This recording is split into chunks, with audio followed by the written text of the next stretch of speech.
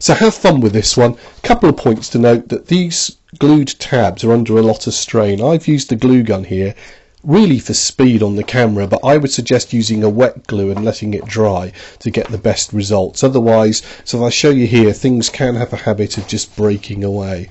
So in this instance, on these particular tabs, I would use the wet glue. Now a quick final note on the cake here, that when it opens up, it should pull pretty well much to the top and just lie fairly level like that.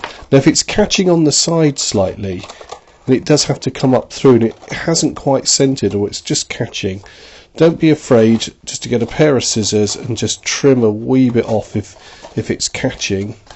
So I'm going to do this upside down, but it's just a wee bit easier for me. Just take a little bit off from there just to help it come out, and you can see now it pulls up a lot more cleanly. It was just catching. You can just feel a little corner there. Chop those bits off.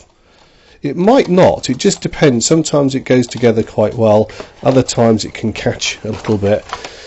See this side back here, this is fine. It's just obviously just slightly off centre, but as I open and close now, I do get this pretty well coming up to the top.